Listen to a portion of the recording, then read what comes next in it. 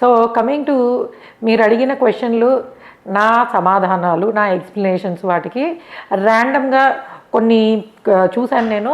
And ముఖ్యంగా కర్మ గురించి చాలా అడుగుతూ ఉంటారు.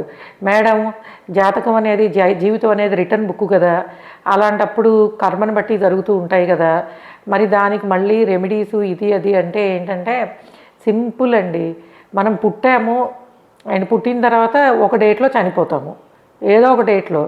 కానీ మధ్యలో జీవించడం అనేది ఉంటుంది కదా, అది ఇంపార్టెంట్. పుట్టడం చనిపోవడం కాదు, మధ్యలో ఉండే మనం అనుభవించే జీవితమే. కాబట్టి దానిలో మధ్యలో మనకి హెల్త్ ప్రాబ్లమ్స్ వస్తే డాక్టర్ దగ్గరికి వెళ్తాము, లీగల్ ఇష్యూస్ వస్తే లాయర్ దగ్గరికి వెళ్తాము.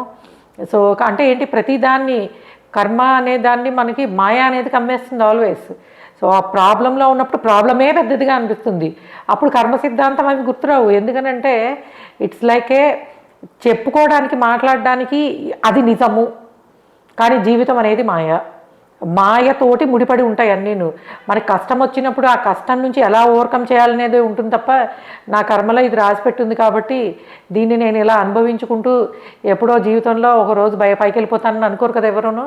కాబట్టి కర్మ అనేది ప్లే చేసినా కూడా మనము మనిషి రూపంలో పుట్టినప్పుడు ఆ భగవంతుడు సృష్టించిన మాయని ఎదుర్కొంటూ మధ్య మధ్యలో మాయలో పడుతూ మధ్య మధ్యలో బయటకు వస్తూ ఈ విధంగా నడవాల్సిందే. కాబట్టి కర్మ అనేది ఉంటుంది, మాయ అనేది ఉంటుంది, రెండు మేజర్ రోల్ లైఫ్లో ప్లే చేస్తూనే ఉంటాయి.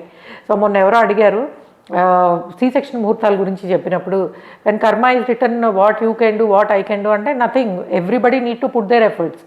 అందరము ప్రయత్నము చేయవలసినదే. ప్రయత్నం చేయకుండా కర్మకు వదిలేసి కూర్చోవడం కుదరదు. కర్మ రోల్ ప్లే చేస్తుంది, ప్రయత్నము రోల్ ప్లే చేయాలి. మాయా కర్మ రెండూ కూడా జీవితాన్ని నడిపించాల్సిందే. ఓకే.